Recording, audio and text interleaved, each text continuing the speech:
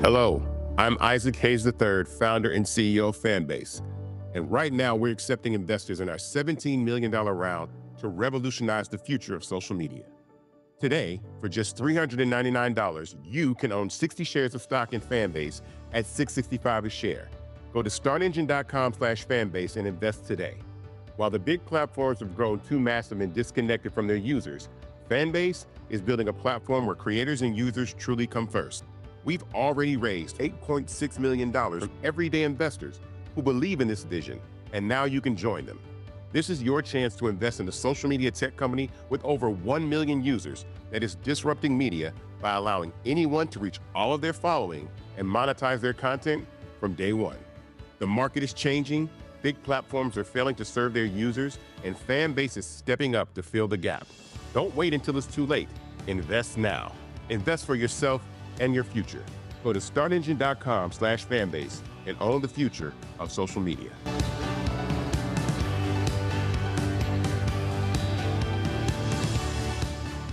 Folks, Black Star Network is here. Hold no punches. I'm real revolutionary right now. Support this man, Black Media. He makes sure that our stories are told.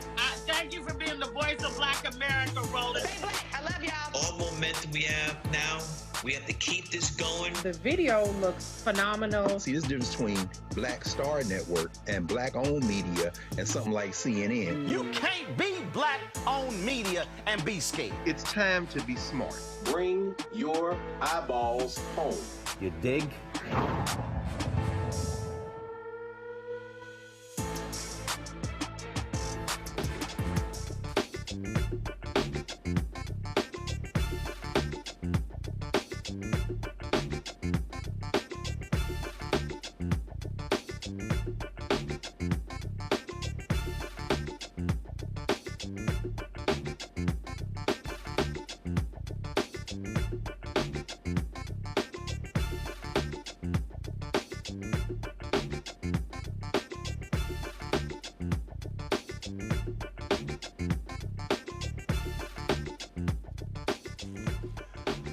Today is Tuesday, February 18th, 2025, coming up on Roland Martin Unfiltered, streaming live on the Black Star Network. Massive layoffs are affecting thousands of federal workers who are now figuring out their next steps for survival.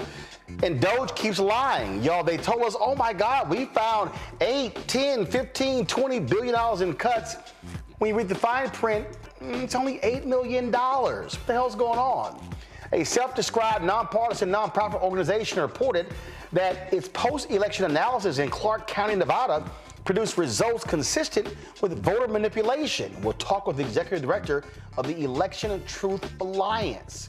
Grifter Lindy Li, you know, the former DNC fundraiser who claims she raised millions for the Harris campaign. Well, guess what? She gets questioned about who she voted for, but then former DNC chair Jamie Harrison drops the boom on her on social media. He said, either you lying or you a liar. It's a whole lot we got to unpack today, y'all. It's time to bring the funk on Roland Martin Unfiltered. On the Black Star Network, let's go. He's got it. Whatever the biz, he's on it. Whatever it is, he's got the scoop, the fact, the fine. And when it breaks, he's right on time and it's rolling. Best believe he's knowing. Putting it down from sports to news to politics. With entertainment just for kicks, he's rolling. It's on go, roll, y'all. It's Roland Martin, rolling with Roland now. He's funk, he's fresh, he's real, the best, you know he's Roland Martin.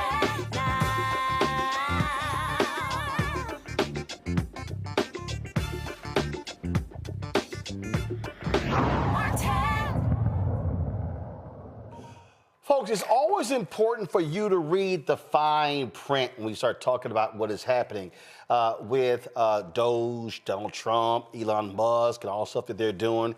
I mean, to be real honest, they're lying. They're lying.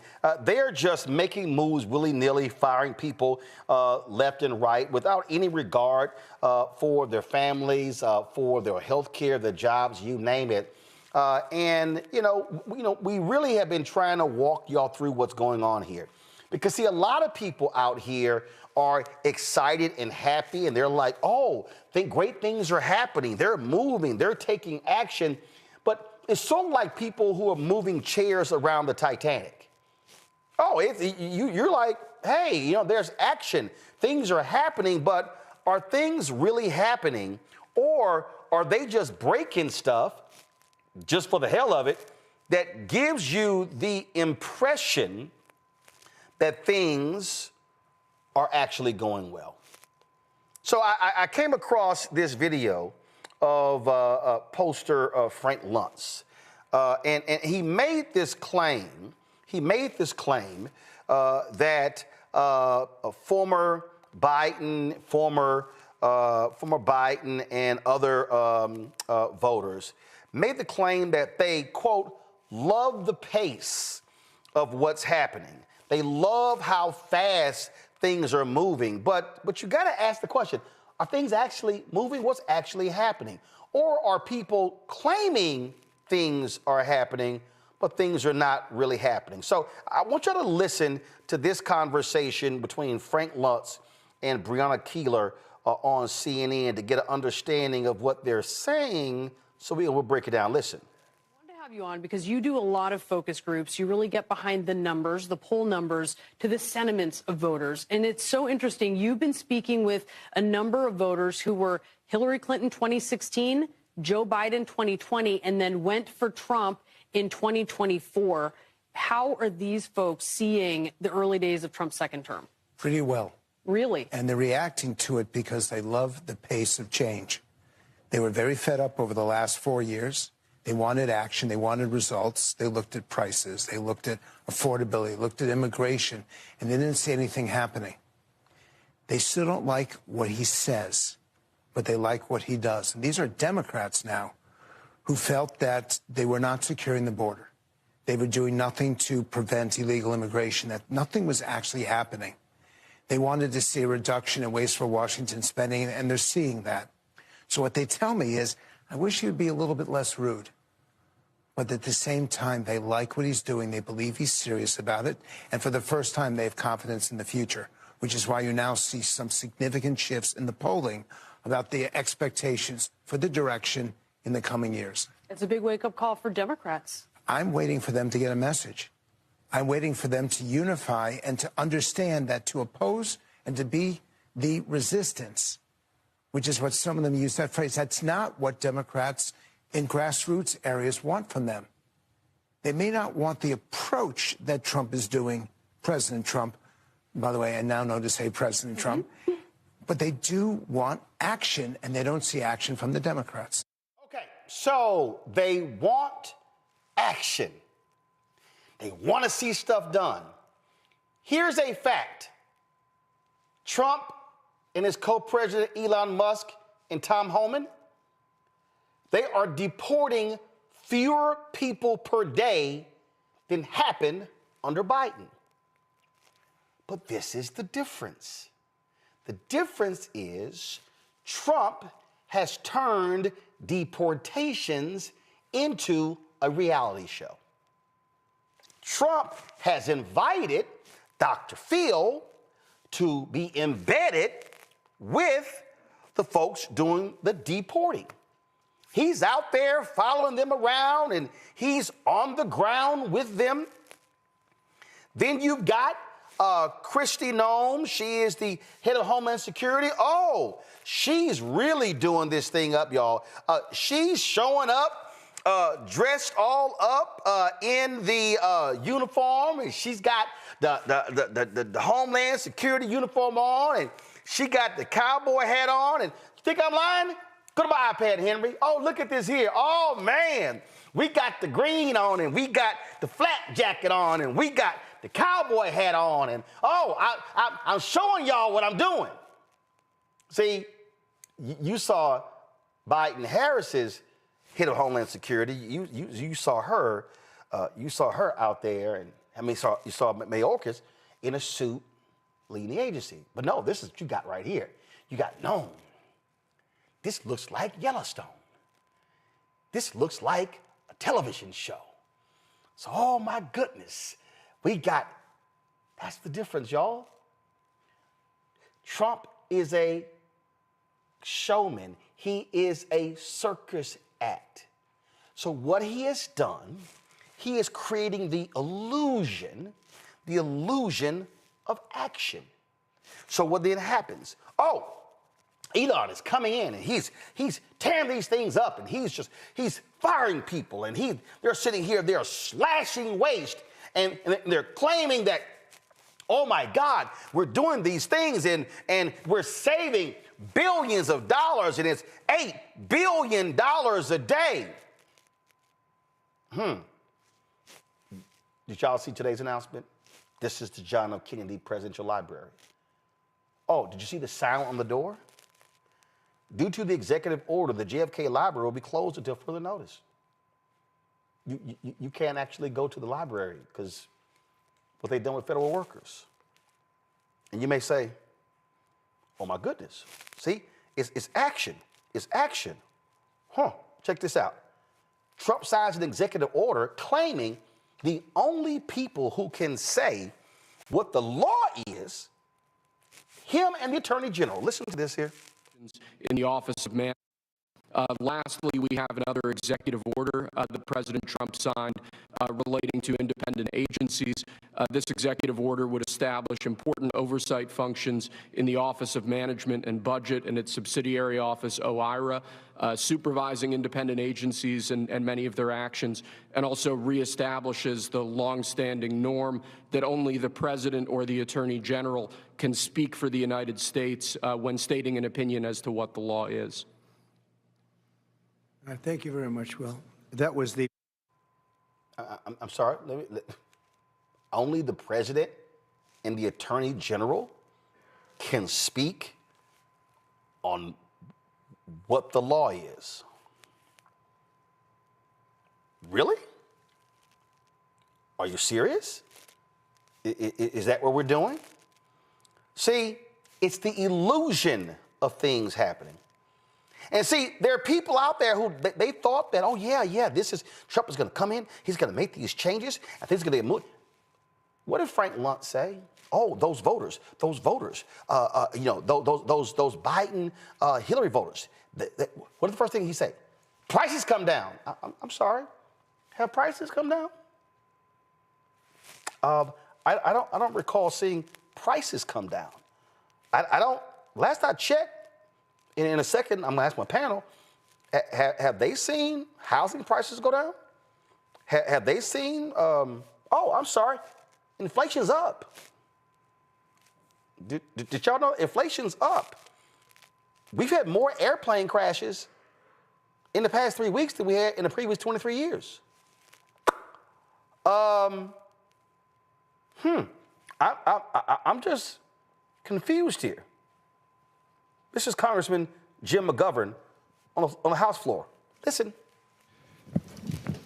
Mr. Speaker, the party who proclaims to be America First is screwing over our farmers and making it harder for people in rural communities to survive.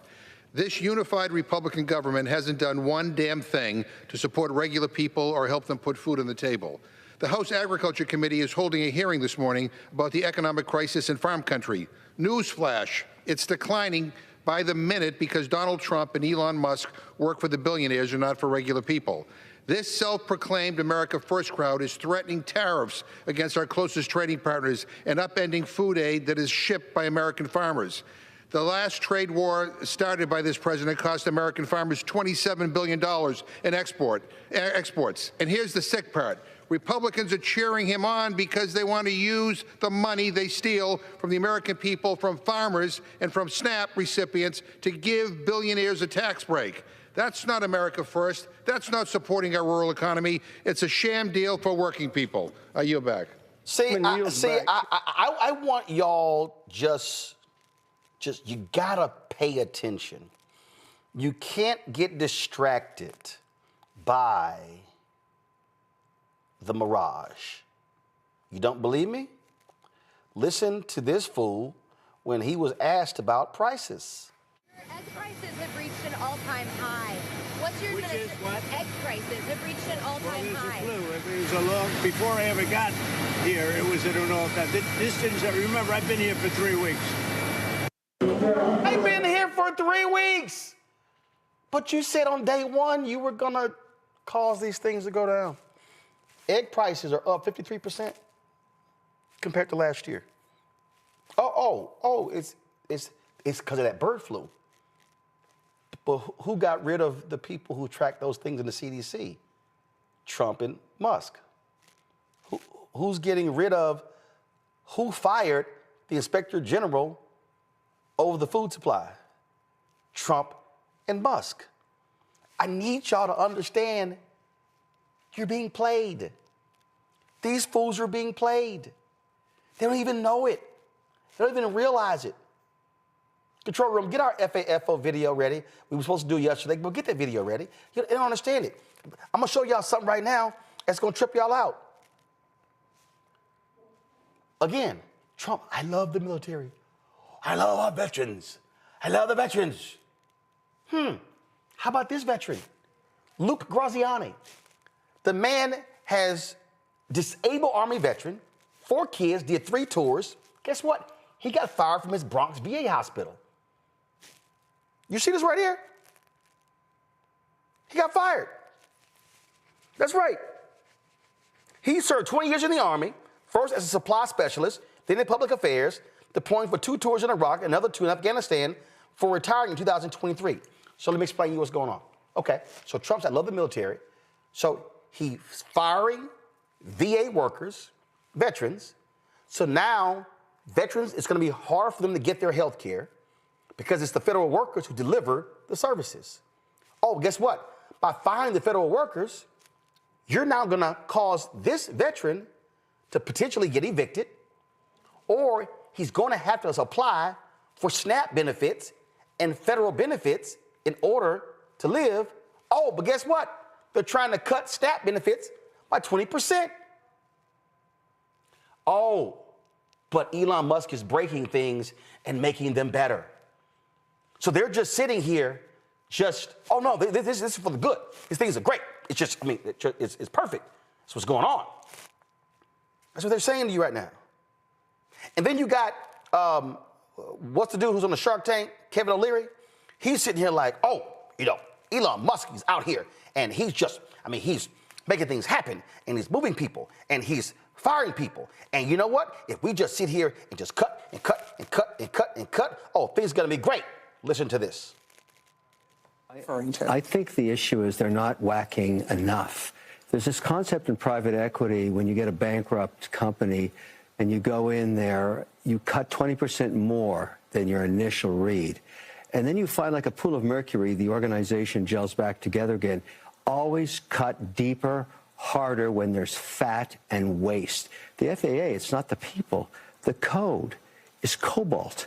It's from the 60s. It needs CapEx put into it for the technology to be upgraded to make it safer. Fat like a chicken. All of these agencies are like big fat chickens dripping over barbecues of fat. This is the best barbecue I've ever seen, but I don't think it's happening fast enough. They're not cutting enough. Keep slashing, keep hacking while you have a 24-month mandate before the midterms. Cut, more cutting. Believe me, it's going to work out just great. Everybody should be happy. Even people with the nuclear codes, cut them too? Cut everything. Because if you don't see what they're doing and they can't show you that they're adding value, you whack. But it's clear. So here's the problem. They're not even doing that. See, when you make cuts, I own a business. If I needed to cut, I'm going to sit here and I'm going to say, okay, how much is this costing me? How much is this costing me? How much is this costing me? All right. What's the value of that? So I'm just going to again, I just want you to understand, this is real basic. So here's a perfect example. So I'm sitting here right now. I'm just going to give, matter of fact, we were just literally doing this as I was driving in. I was just driving in. Okay, this is a very basic, because I want to make it plain for all of you who are watching. Okay, all right. So Henry, go to my phone. This is the LU Smart app. This is the LU Smart app, okay? This app is on my phone. This app is tied to our LiveView unit. This app is $300 a month. We want to be able to, if I'm remote, if I'm somewhere, I can connect to our LiveView unit and I can do it from this app. Well, guess what? You can knock on me. We were on the app, and this is supposed to have an IFB function, meaning I can talk, but I can hear the control room at the same time. Well, it's not working. So we're like, call the company, let's find out how does this work the way we need to work. So we're gonna call LiveView, and if this app isn't working the way we need it to work, I'm getting rid of this app. That's gonna save me $300 a month. That's $3,600 a year. But I need to know if it actually works. What Elon Musk is doing and his team, they're just cutting, not even asking. You heard Sarah sitting there ask, even cut nuclear people? He goes, yeah, cut. Y'all, here's the problem. These are the people who over our nuclear arsenal. These idiots, Elon Musk and his idiots, whacked more than 300 people who worked on covering our nuclear capability, fired them, then went, damn, they do the nuclear shit, we gotta bring them back. So then they started emailing and calling, trying to bring them back, and they couldn't even reach some people. They just doing indiscriminate cuts. And see, then MAGA's like, yeah, it's happening. But then MAGA doesn't even realize, even in red states, how they get screwed as well. Here's today's FAFO.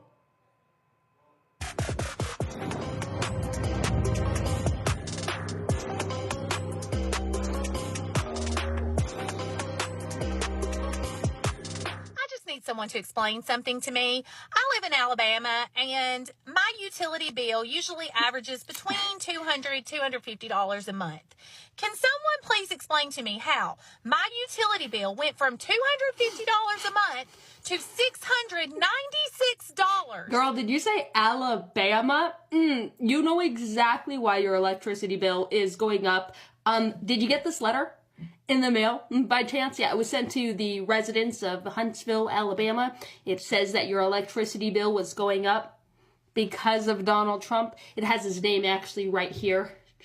Pretty clear, you know what I mean? It said, hey, he ended through executive orders, some federal grants that were lowering your electric bill. This is the best round of FAFO, and I wasn't going to ream you too hard, but then I went and saw your repost. You posted a lot of stuff from Little Human Being guy, you know, Charlie Kirk. A lot of Daily Wire stuff, a lot of Donald Trump thirst traps, if you will. It said, oh, I know exactly who you voted for. You're the perfect candidate for this video. This is a result of what you voted for, honey. This is a thoughts and terrorists, tater tots and chairs kind of moment. I just want you to enjoy and soak that all in. Take it all in.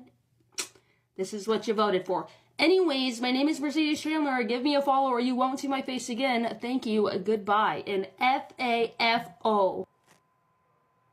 She's complaining that her utility bills went up, and the idiot doesn't even realize they cut the grants that lowered her utility bills. This is what I'm talking about. So people are like, yeah, they're moving. It's great. Because they're not even realizing how bad it is. Last point before I go to my panel. They laid off a bunch of people at the Atlanta-based CDC. And they said, oh, they got an email, poor performance. Do you know what they were getting in their performance reviews? 4.75 out of 5. Yeah. This is impacting researchers with excellent performance records. The people who are looking at stuff like bird flu and other diseases and measles outbreaks. You name it. That's what's going on. And guess who all of a sudden is speaking up?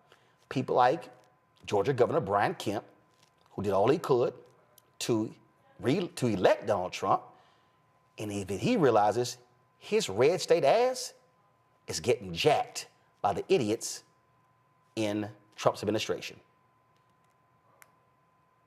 I know they have some layoffs at the CDC and other things, but you know, government can stand a little right sizing.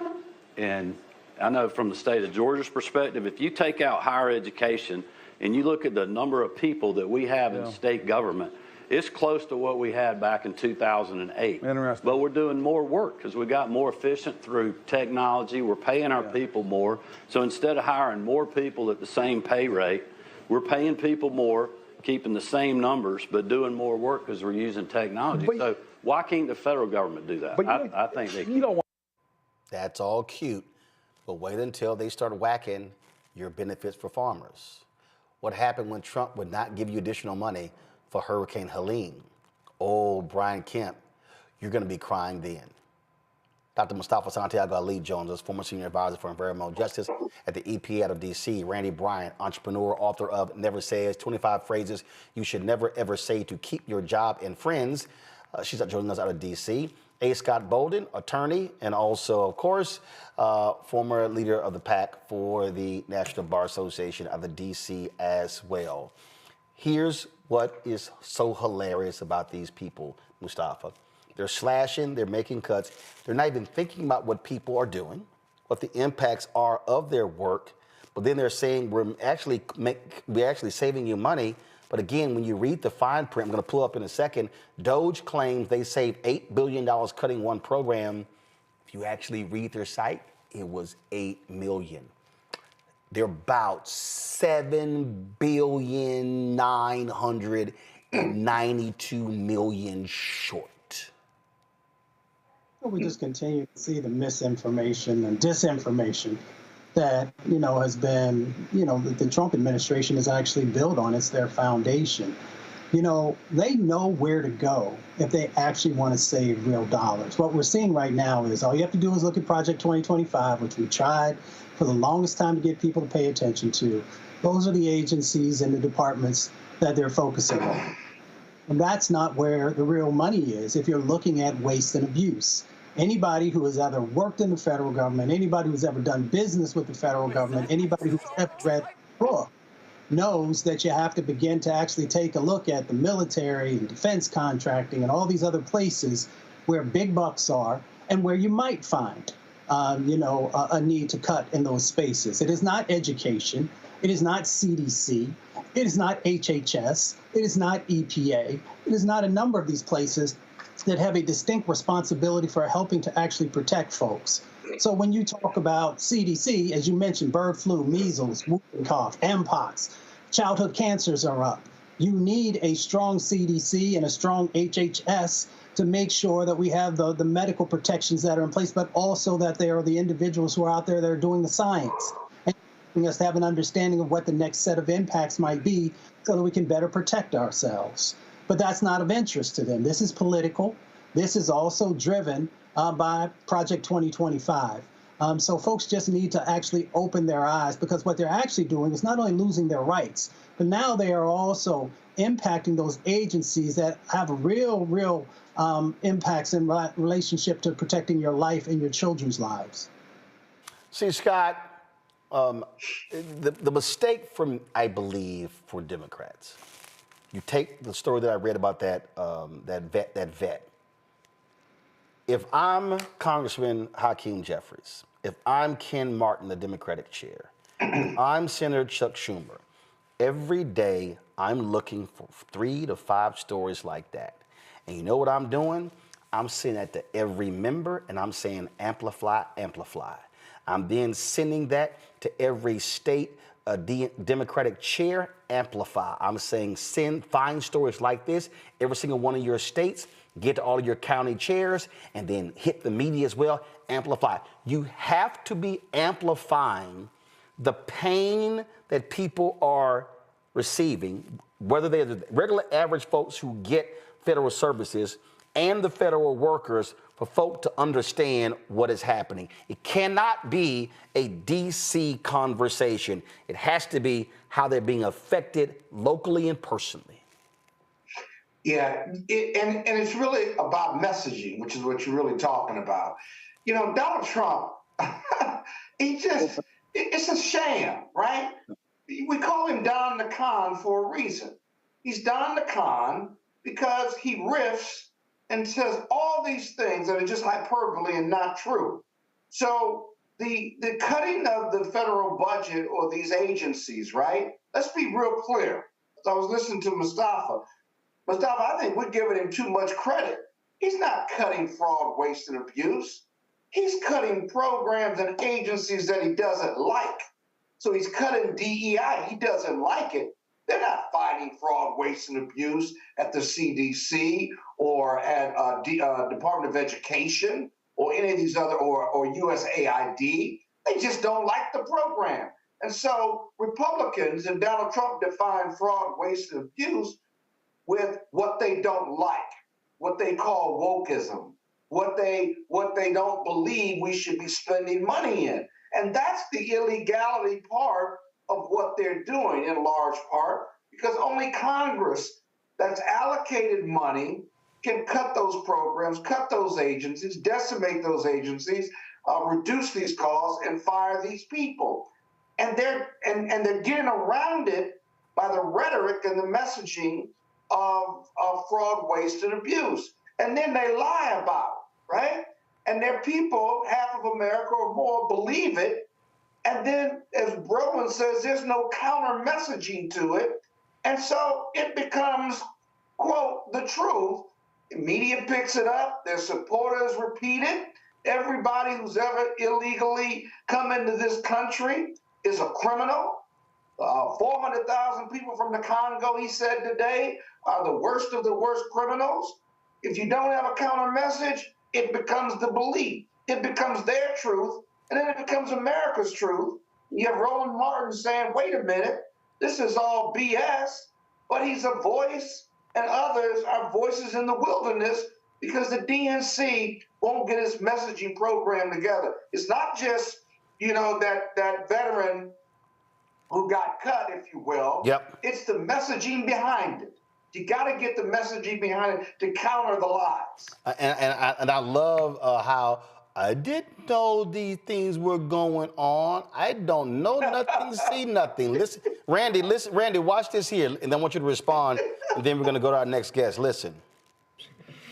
Mr. President, given your concerns about corruption, you said that if there were any conflicts of interest with Elon Musk, you wouldn't let him anywhere near it. That's right. Doge and SpaceX employees are now working directly at the Federal Aviation Administration and the Defense Department, agencies that have billions of dollars in contracts with Musk's companies or that directly regulate his companies. How is that not a conflict of interest? Well, I mean, I'm just hearing about it, and if there is, and he told me before I told him, but obviously I will not let there be any conflict of interest. He's done an amazing job. They've revealed, in fact, he's going to be on tonight, a big show called Sean Hannity at 9 o'clock, and he's on and I'm on, and we talk about a lot of different things. And any conflicts, I told Elon, any conflicts, you can't have anything to do with that. So anything to do. I'm confused, Randy, how they said also he's going to self-report. Wow, that's going to do it. Right. Wouldn't we all like to be our own evaluators of how well we're doing on a job? And let me just say this. It's a major conflict just for the simple fact that he is in the position. It's unconstitutional. The Senate must approve for someone to have the power that Musk is having and has been granted. So already we're talking about a conflict. He's going in and he is saying that he's trimming the fat in our government.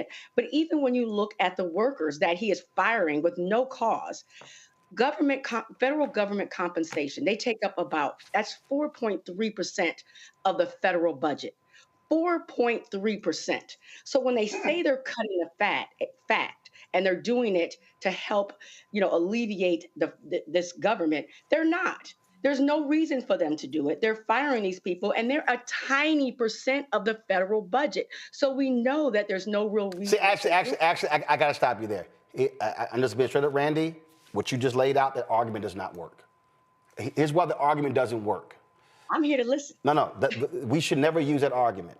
Because when we say, oh, this is just a tiny part of the federal budget, then somebody says, yeah, but it's $8 billion. $8 billion to somebody who's making $40,000, that's a lot of money. That's not what we should actually be saying. We should be saying, this is what they do. What they're cutting are the people who inspect your food. Guess what? If those people are not there, you're going to get salmonella, food poisoning. Oh, these are the people that inspect your water, that inspect the air quality, that do safety checks. That's what we have to be doing. We can't use the argument that this is just a small, Congress does it all the time, and I'm telling you, it doesn't work, because if you apply, well, that's 3%, then that's 2%, and that's 5%, and that's 3%. Well, hell, right there, that's damn near 15%. So that doesn't work. We have to be saying the impact of the cuts on how it's going to affect us. So if you're laying off FAA personnel, guess what? Air travel is going to be unsafe. That's how we have to connect. Yeah, I see both. I do see that. No, I see the other as well. But I'm telling you, a person, when they go 3%, how much is that 3%? How much is that 3%? As far as the messaging, but what I'm always hearing them say is that they're trimming the fat because we don't want big government. And I'm saying that's not what's making the government big. But also, yes, absolutely, to your point, we're seeing the bird flu, of course, going crazy, and it's now in our products. Cows now actually have it, and we need to recognize that. We're seeing planes drop out of the sky. We're seeing where our food supply and farmers are struggling to keep things going. We're seeing measles, an outbreak of measles that's unprecedented, that we haven't seen in centuries, because we have someone, our health chair, who doesn't believe in vaccines. We are seeing the repercussions of what's happening right now with these cuts. Absolutely, that part is real, and it's absolutely scary because no one is at the reins. And it's easy to say, let's cut, right? It's like if you're building a house and they say, well, you're over budget. Okay, let's be fair. Let's cut some of our housing costs, but you don't cut the toilets. You don't cut some people, some fundamental things, and that's what's happening. There seems to be cuts in activity, but no real plan. Well, no, there's no real plan. And then, of course, what you then happen is right here. Go to my iPad, Henry. USDA says it accidentally fired officials working on bird flu and is trying to rehire them, according to NBC News. I told you they're idiots. Folks, it's not just that. It's also when it comes to our elections. Pam Bondi announced they were disbanding the unit that specifically is charged with ensuring foreign interference does not impact our elections. Yeah, that's real. Now there are fresh concerns regarding what happened in 2024 presidential election, specifically in Clark County, Nevada. A lot of people were concerned with what was happening there because they were shocked with the Republican turnout in Clark County. They said, hey, significant number of union workers there. It has always been a Democratic stronghold. Now a nonpartisan group called the Election Truth Alliance, or ETA, has wrapped up their independent investigation of voting data from Clark County. They found some unusual patterns that they say could point to, quote, potential vote manipulation. Nathan Taylor, the executive director of the Election Truth Alliance, he joins us right now. So Nathan, just explain to us how y'all define this potential vote manipulation. What did y'all see in terms of these numbers? Thank you so much for having me. So in terms of what we were looking at in Clark County, Nevada, they published just after the election their vote record, their cast vote record, and that goes down to the tabulation machines and the three types of voting. So mail-in, early vote, and election day. And so what we did is we looked at the statistical distribution of that data, and we compared those three types. And we saw that mail-in, it looks statistically normal. Normal distribution, a bell curve pattern. We saw that election day didn't look very anomalous at first, but then we looked at early voting. And early voting is where a majority of the votes were cast during the election for Clark County, Nevada. And when we looked at it, we actually pulled out the distribution, and we saw it shows statistical evidence of potential manipulation. And what that means is a portion of both candidates' votes look like they could have been changed. And we see that because instead of a bell curve, it comes out more of a Russian tail, as we would call it. And so we delved deeper, and we actually pulled data for Washoe County, Nevada. That's the second most populous location. And a little bit about my background. I work in cybersecurity. I was a 25 Bravo computer tech specialist in the Army Reserves. Got my degree in network security and then commissioned at the Army National Guard. And so I worked data, analysis for my normal job before kind of stepping into this role and helping found and run the Election Truth Alliance. And so what was concerning about this election and led us to looking into the actual data was, as you mentioned, 7 swing states kind of popped up after the election, and we thought that was strange, given some of the polls, given some of the other analysis. And when we dove deeper, now we're seeing the potential for the vote counting machines to have been manipulated. And so the main concern is the type of manipulation we're seeing in Clark County, Nevada. It's not unique to Clark County, Nevada. We've done analysis on other locations. We're looking at Pennsylvania right now. We were looking at Wisconsin. We were looking at Florida. We were looking at Texas and California. And so many of these higher population centers in these states exhibit the same indications at a higher level, and that's a drop-off vote abnormality, where, for example, one party at the presidential level, they get a certain amount of votes. And then you look at the next down ballot for their party, like the senator or the governor or the superintendent, and you find that those lower positions have more votes than the president. And that's very concerning. And that ultimately also led to us diving a little deeper. So we did provide some graphics, but I don't really think we need the graphics just to kind of talk about some of the potential. That's why a lot of people were asking. They were like, wait a minute, hold up. How did he win? How did Trump win all of the battleground states, but the only 2 places the Republican candidate won in the Senate was Ohio and Pennsylvania? They lost in Wisconsin. They lost in Michigan. They lost in Nevada. They lost in Arizona.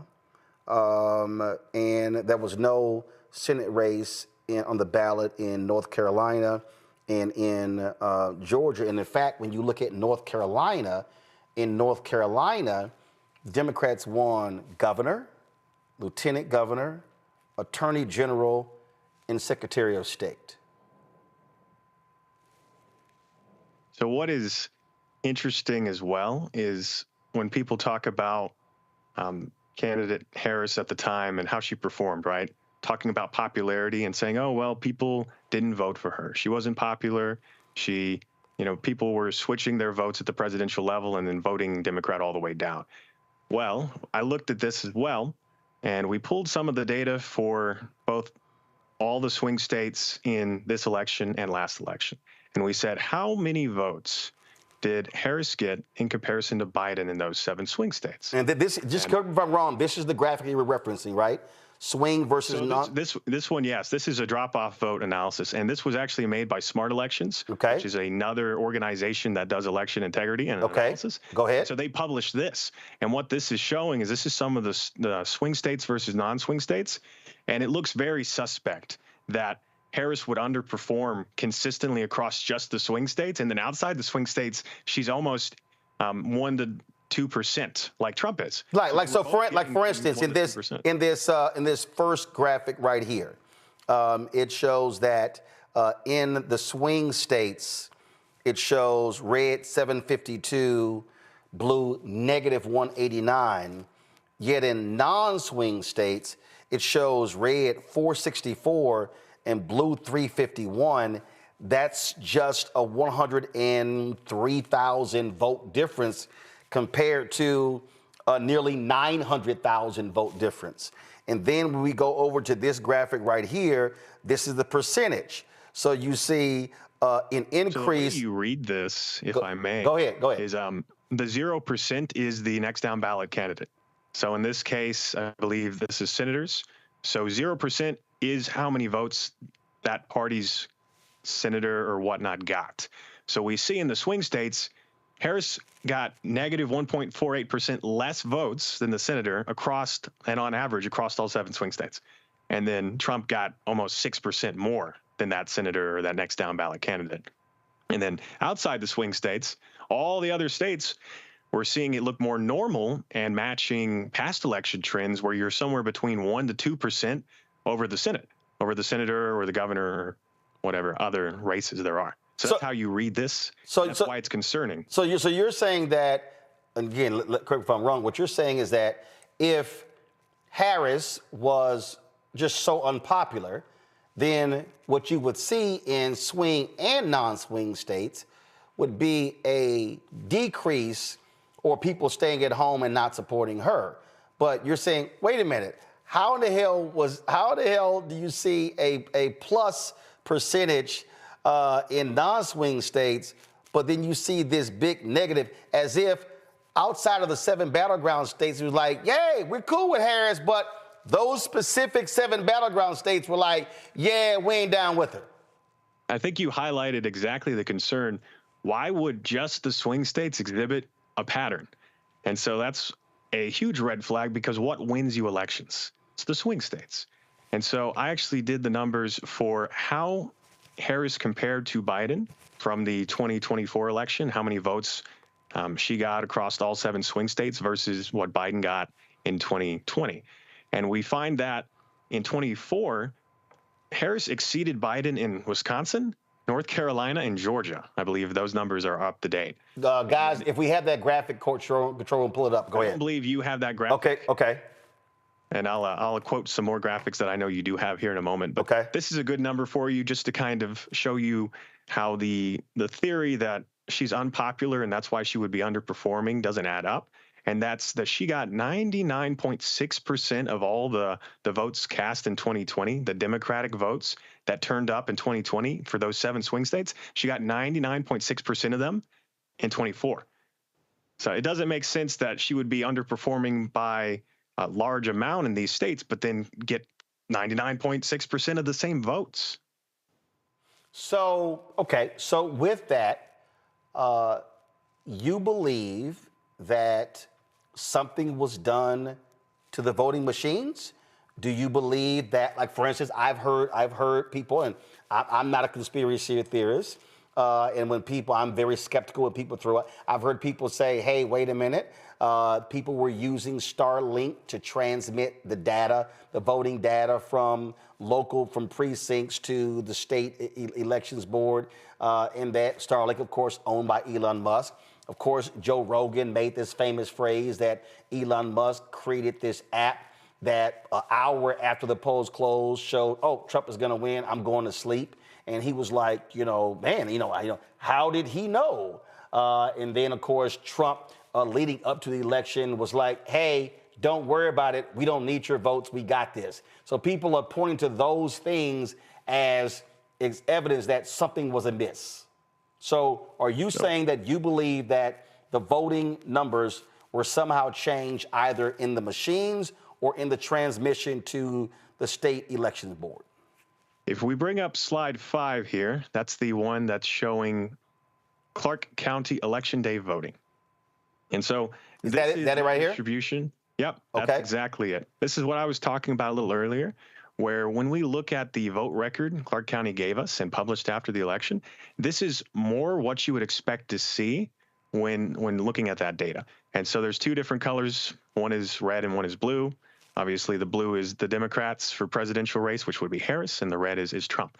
And so they are overlapped, but when you pull both of them out, they should look like a bell curve. And in this case, for Election Day, they look pretty much like a bell curve. You're not seeing any huge issues. Is this right here the bell curve? This one right here? This what you're talking about? That is, I don't believe we referenced the bell curve, but that line, this is an excellent slide. If you look at the line, and this is us pulling early voting out, the black line is what you would expect to see as a bell curve. Okay. So that line there, that's overlaid on top of the voting data, right? That is what you would more expect to see. Okay. Now, if you go back to slide 4, I'll actually show you exactly what we were seeing and talk about what would potentially cause this. So comparing this to Election Day, you notice this does not look the same. It's not a more rounded bell curve, a more random and expected distribution.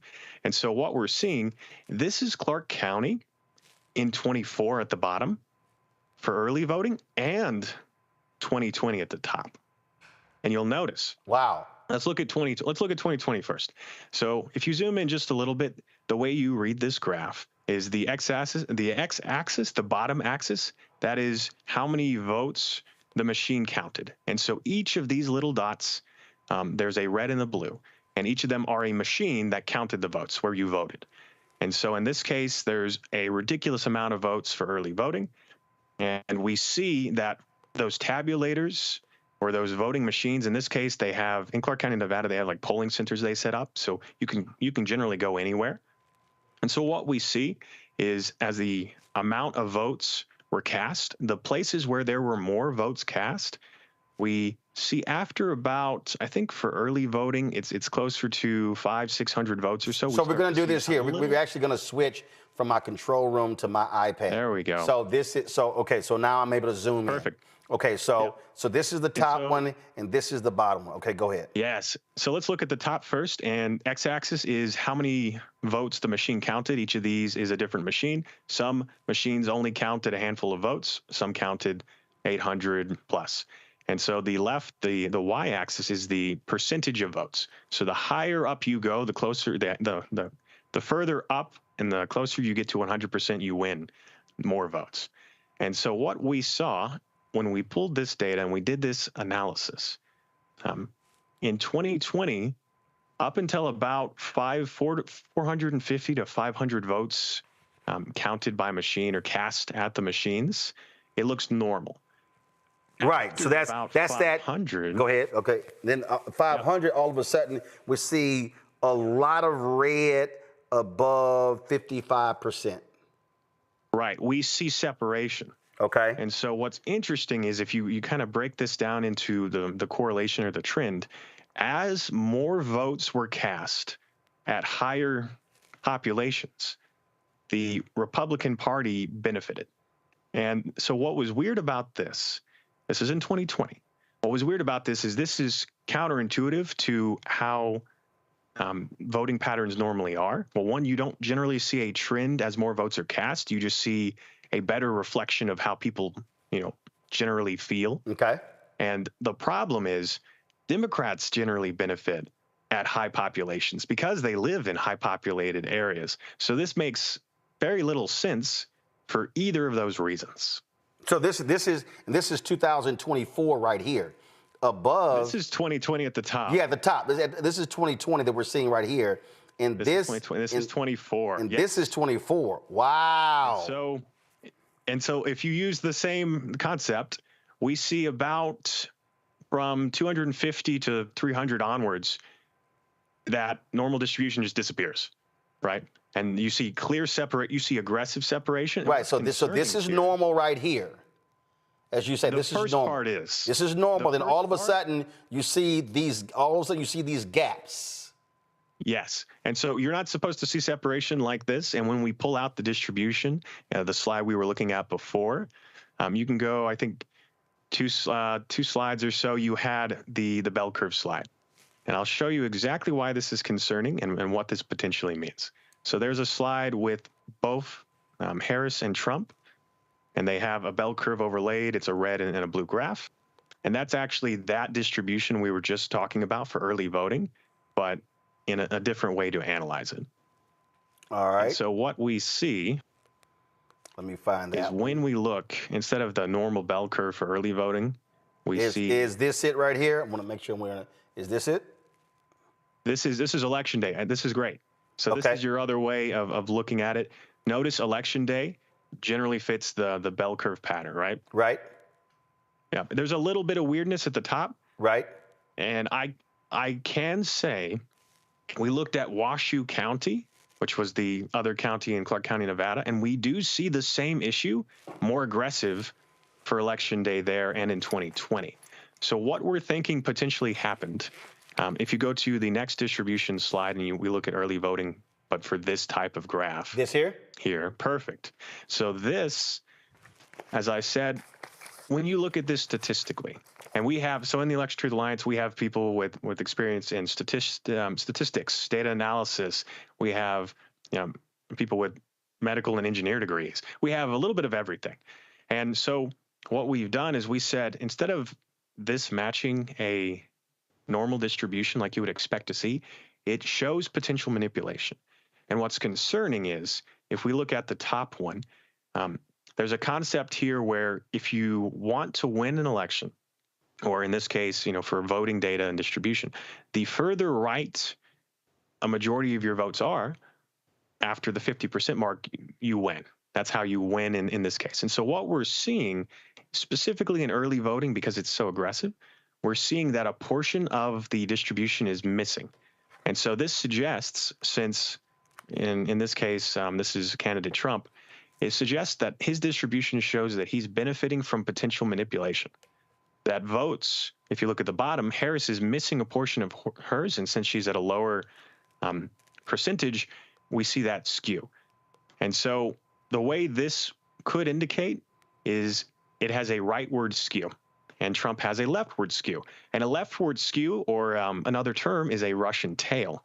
And so a Russian tail is a term coined by Russian data scientists and data analysts in reference to a few different potentially manipulated Russian elections. And so they coined the term of a leftward skew, like if you go up, and I believe we also have a reference in this document, but it's if you benefit from potentially moving votes around, you're going to have this leftward skew like we're seeing in Clark County, Nevada for early voting.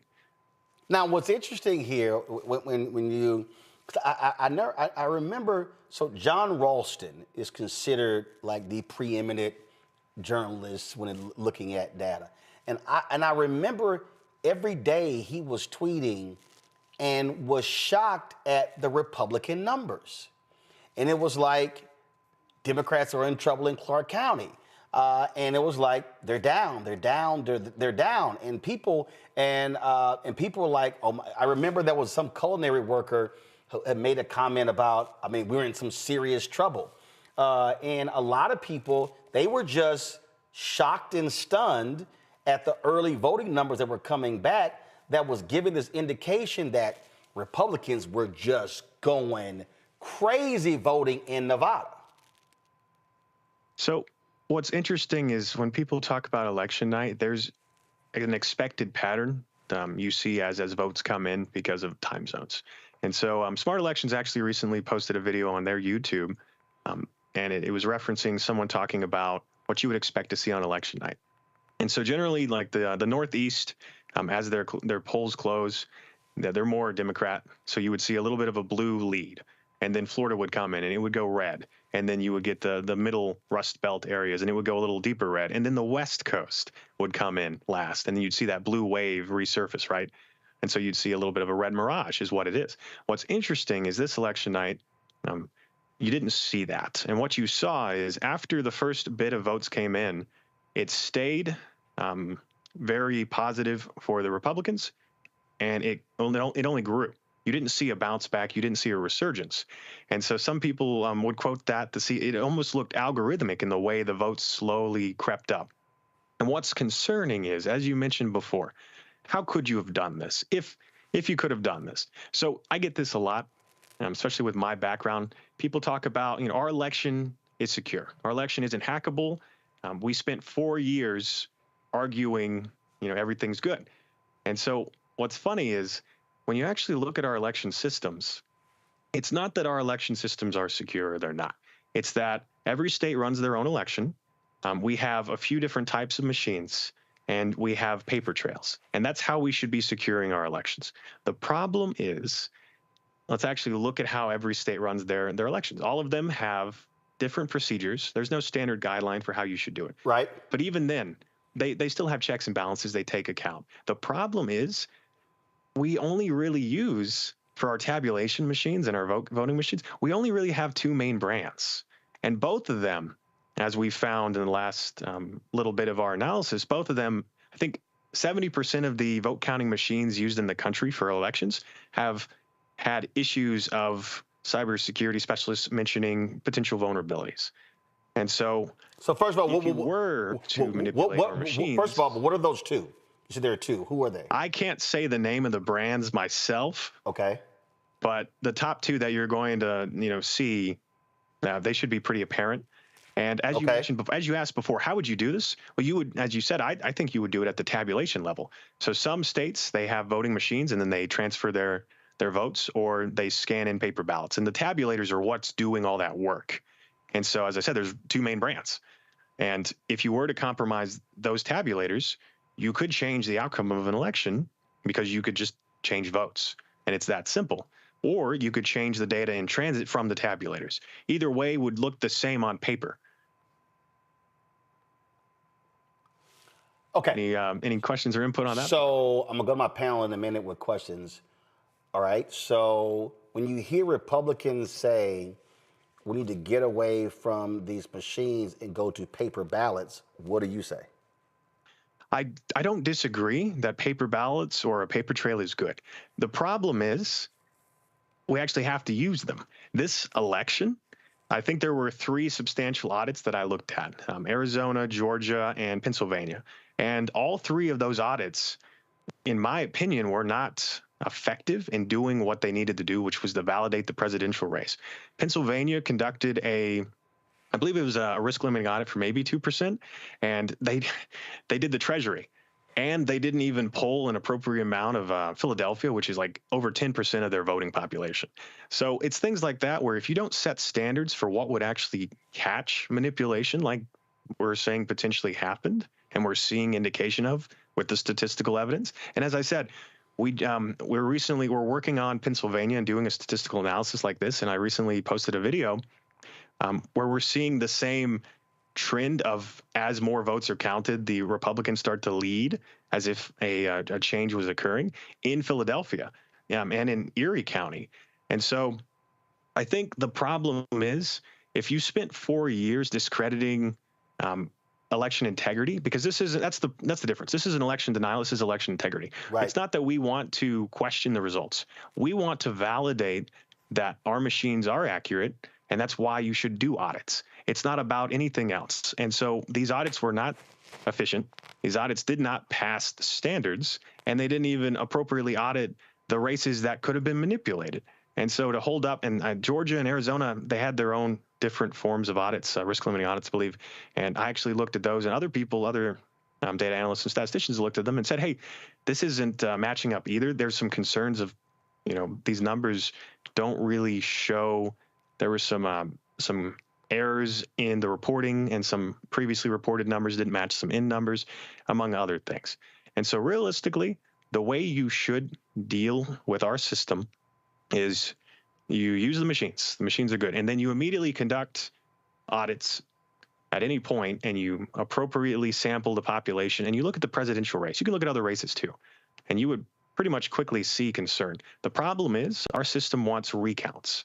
And so if you don't meet a threshold to do a recount automatically, and the candidate doesn't ask for one, it doesn't get done. It doesn't get checked. And so that's the issue we ran into this election. Questions from the panel. Scott, you first. Yeah, maybe. I listened to your data. I'm a former state party chair. I've run at least 4 local or presidential elections from the nation's capital, at least on the Democratic side. You'd have to agree that there are other variables that would counter your at least preliminary conclusions. For example, maybe the Republicans, those low propensity voters that the Republicans went after in order to outvote the Dems, outvoted the Dems and came out in huge numbers. And that was the differential, and that made the difference in the swing states and elsewhere. That simple piece alone would counter what you say is algorithmic oddity. Manipulation. Manipulation, forgive me. That's an excellent point. Tell me your answer to that. Point, right, if turnout was effective. I don't know if you have the slides to reference this, but we actually mapped the early voting in Clark County to Las Vegas, and we looked at where these polling centers were and the turnout and how each party performed at these polling locations. Is it a graph, or is it a? I'm trying to. It is a map, very simple map with some overlay. It may have been included. If it is, it's an excellent point. If it isn't, I can talk through it. All right, I'm trying to look for it, but go ahead. Okay. But what we did, as I said, is Clark County, Nevada specifically, they don't poll or they don't vote by precinct. You can go pretty much anywhere to one of these polling centers, early voting or election day, and they'll map your vote back, and it gets added up. And what we found, as you mentioned, right, is if the Republicans turned out in huge numbers, well, there's 2 trends that are strange. One is, generally, as you said, the rural areas, those are where you're going to see those Republicans really turn out. You can still see them in some of the more populated areas. Is this it here? Good. Hold up. Is it the one that says Clark County Binning by votes. Early voting map. That's not it, right? This is another example of what we're seeing, but okay, keep talking. Keep talking through, and I'll try to find that map. Go ahead. No worries if you can't find it. But to answer your question very distinctly, we mapped those locations for early voting. We mapped the machines and the amount of votes those machines got. And Clark County specifically is a very liberal, very left-leaning location, and Las Vegas specifically, the actual let's city see. area is this it right here? Nathan, is this it right here? Is this it? No, sir. It's fine. Okay. I'll talk through a little bit. Okay, all right. We may not have provided it for you. I think Okay, it's got three different things. Okay, go ahead. Actually, this map there, as you saw, is highlighting the two different highly populated areas. It's Washoe and it's Clark County. This one here? And so, yep. And so at the bottom is Clark County, Nevada. It is the #1 location in terms of population. Right. It's very liberal.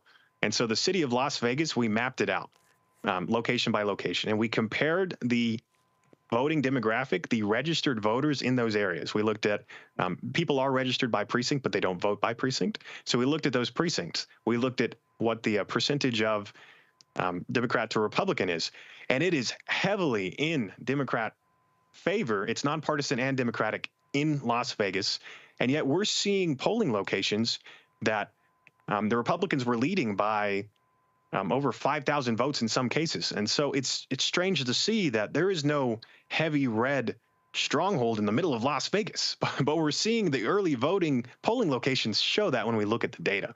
And so yeah, but you yourself said concerns us. You yourself said that in the state of Nevada that they don't vote by precinct. You can go anywhere and vote. And it's possible that red voters or GOP voters went to urban centers in Nevada or a high Democratic output and voted. Listen, I think your analysis is valuable. I do. And it's interesting. I guess what begs the question is, if everything you say is right regarding the algorithms and stuff, and you say this is how it could happen, voter manipulation, then what's next? What do you do with this data? How does it work for us? How does it help us? And how does it maybe in the future fix kind of what the issues are you're raising? Yeah, excellent point. The reason why we want to kind of bring this to light and we want these questions is we want audits. It's never too late to conduct a audit or an investigation. Yeah. Obviously, the election is certified. The election is over. That's perfectly fine. But there is far more benefit in conducting audits and looking at the paper ballots and comparing them to the results, not just in Clark County, but in any of the swing states and even in other states. And so, as I said before, we want to validate the election. That's what my job has been since election night, is we want to make sure that our machines are safe.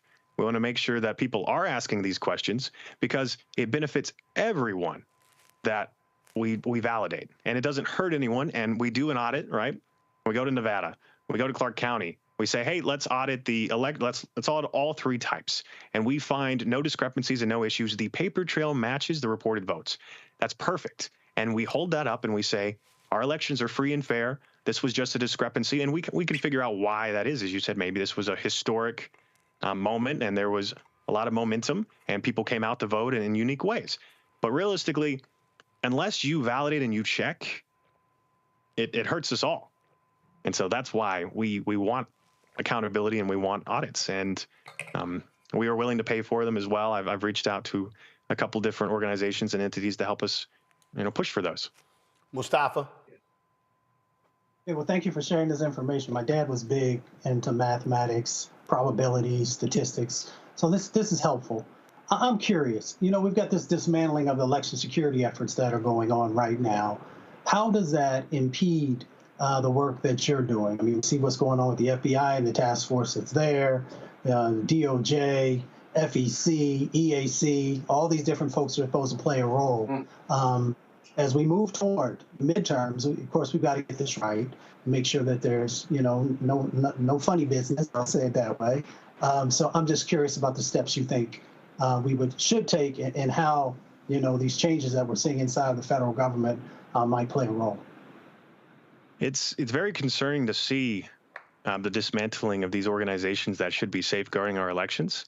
That is a concern because what benefit is there to destabilizing our election systems, if not to make it easier to manipulate them. That is a concern. And I think, as you said, kind of going forward, this is why I helped found the Election Truth Alliance. It's because no one else was doing this work. No one else was actually looking into the numbers, holding up the data and saying, this looks weird, we should dig deeper. And that should have been the federal government. That should have been these agencies, but they've not been doing it even before they were being dismantled. And that's a concern as well. And so kind of going forward, as I said, we honestly, we just need to demand audits for both our local and state election officials. They can do it. They have the power. Your attorney generals and your secretaries of state, they could do an audit, and it, as I said, just be safeguarding. If for some reason we do audits and we do find discrepancies, that brings to light a lot of concerns, and it brings up the issue. And people ask me, why should we care about this now? All right, the election's over. Why should we care? And the problem is, if we don't validate this, and there was manipulation to the extent that we say could have potentially happened, that the data is indicating, that means there is no midterms. There is no next time. There is no, election 2016, because if you can manipulate an election, you choose the winner. And, there's no coming back from that. He who counts the vote wins. Thank you. Randy. I really appreciate the work you've done, because all Americans need to feel secure in our voting system. I was really interested when I was reading your report about the drop-off voting, where, most people, I think about, human behavior, we vote down the ticket. If you vote for a Democrat, the Democratic candidate for the presidential election, typically that's what you're going to vote for in the Senate. But there was from what you're saying, your report says there was a huge disparity this year, up to in some counties like 10%. What is normal? Like, what do we normally see when it comes to drop-offs? So what's interesting is most people think the Republican Party is very straight ticket. That's actually, from our data, that's not truly correct. The Democrats are very straight ticket. They will vote all the way down ballot. There's very little budging for them. And so that was another weirdness with this election, to see potentially hundreds of thousands of people. I think the final numbers I was looking at was somewhere around 1.5 million votes. And you're telling me 1.5 million people split vote and voted all the way blue down ballot, but then voted, a different party at the presidential level. And so generally, percentage-wise, on average, it does depend on states. Some states, swing states, can be more chaotic. But as I said, you're going to see somewhere between a 1% to 2% over performance for the president is normal. There's some historic, above performances, but generally you don't see the president underperforming a senator or another position, because presidential races are a big deal. And so I had some numbers. We've been looking at different states and looking at drop off. And so one that people don't even realize, we were looking at some of the non-swing states, and we were seeing Harris got negative 19% of the votes that the senator did there. And just some other crazy numbers, like Texas as well. She was under 4%. And my concern is, and the reason why we're concerned, that if there was a way to manipulate the votes, people don't realize how big of a deal it could be. And that's because, let's say I take one vote. Let's say we both have one vote. And so I take your vote and I give it to myself. I've not taken one vote. I'm 2 votes ahead now. And so you're almost doubling the impact. And so I did the numbers, and in terms of how many votes, if there was a algorithm that was taking votes from one candidate at the presidential level and giving them to the other in the 7 swing states. I did the math for 6 that I could do using the drop-off vote analysis. And I said, all right, let's say Trump is around a 2% overperformance across most states on average. So let's take all the votes that he gets in excess of 2%, and let's do that reverse calculation. And so I found, as I said, 1.5 million votes is what that would have been potentially. And when we take those votes per state and we do the inverse and we give them back to, let's say, the Democratic Party, as I said, you're doubling the impact. And we see that in 6 swing states that I did the numbers for and looking at the drop-off vote, if that was caused by algorithmic manipulation, Harris leads in those 6 swing states when you do the inverse there. Also, that's not including any concerns about mail-in ballots never being delivered. That's not any concerns about voter suppression, which I do believe was a big deal in this election. I've spoken to Greg Palast, and he's really highlighting those concerns, and those are very critical. Yeah, we had him on the show. Yeah, yeah. So that's hopefully I answered your questions there, and that was the big concern. So last question from me. Have you made a request to the Nevada Secretary of State, to the Nevada Attorney General, Aaron Ford, to do something?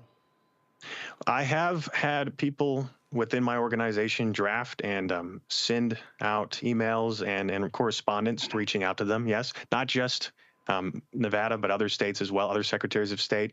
I mean, we will continue to do so. And we have that PDF that you saw, and we have some other documentation. We send them saying, hey, here's our concerns, here's our analysis. We'd be interested in facilitating an audit.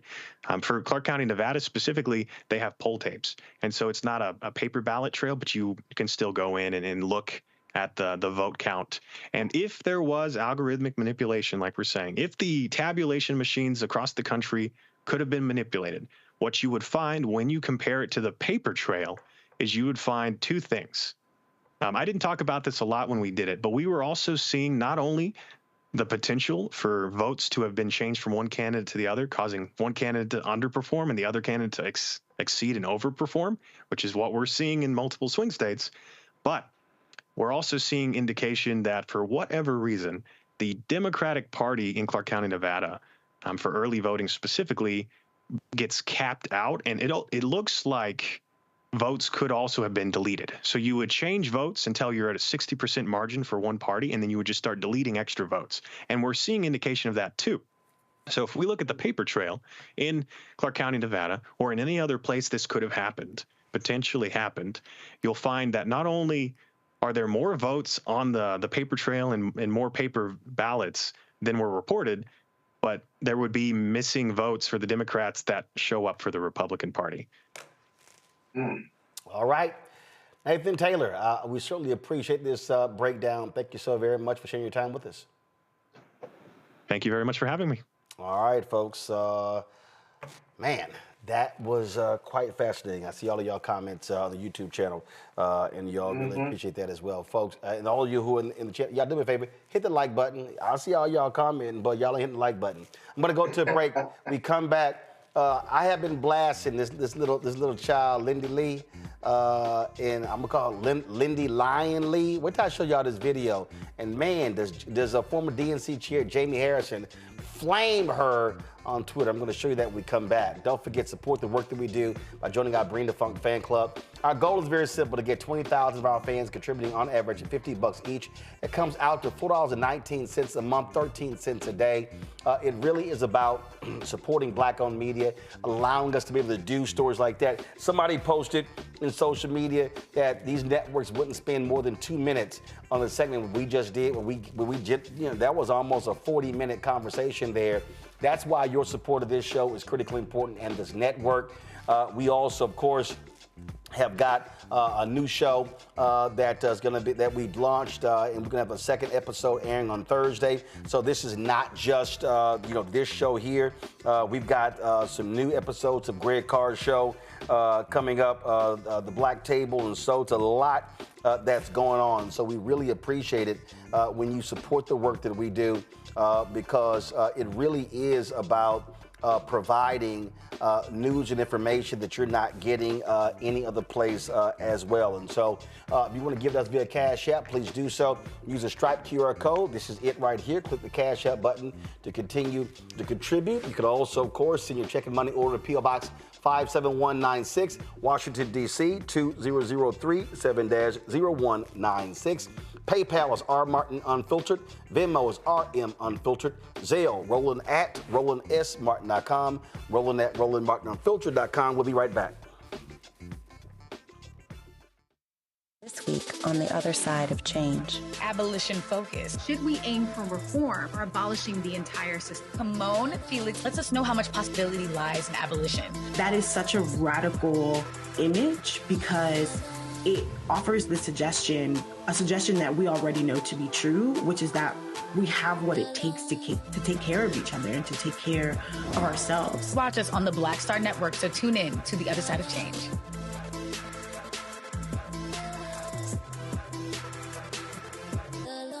What's up, y'all? Look, Fanbase is more than a platform. It's a movement to empower creators, offering a unique opportunity for everyday people to invest in Black-owned tech, infrastructure, and help shape the future of social media. Investing in technology is essential for creating long-term wealth and influence in the digital age. The Black community must not only consume tech, we must own it. Discover how equity crowdfunding can serve as a powerful tool for funding Black businesses, allowing entrepreneurs to raise capital directly through their community through the Jobs Act.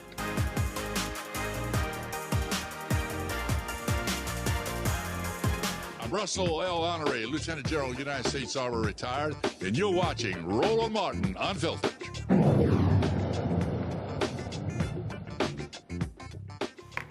Am I the only one who gets a kick out of these so-called former Democrats who are now kissing lots of MAGA ass?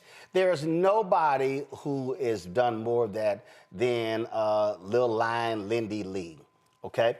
So she's a fundraiser for the DNC. Our script says a well-known, but she ain't well-known. Didn't nobody know about her ass until she started going on Fox News. And so she's raised money for the Democrats 2024. And so she was all over social media just praising and loving President Joe Biden and loving Vice President Kamala Harris and posting all of these photos. But after the election, she was going off on the vice president, awful candidate, awful campaign. Democrats are sick of this, all this sort of stuff.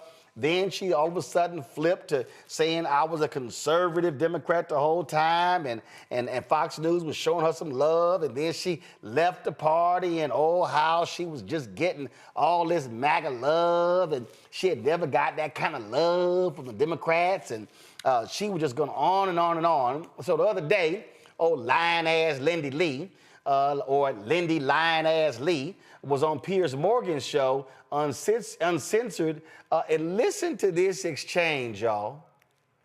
So out of interest, who did you vote for in the election? In 2024? Yeah. I voted for one person. I actually ignored everybody else on the ballot. Well, who did you vote for? Because I couldn't bring myself to vote for the Democrats. I was so disgusted. So you voted Trump? Can I plead the fifth? No. I will just say that. Let me just say one thing. I was so disgusted with the Democratic. What did you say? Who did you vote for? I will say that I voted for one person on the ballot. Yeah, who? Because I was so disgusted with the Democrats, I couldn't vote for. I hate you, but who? Who did you vote for?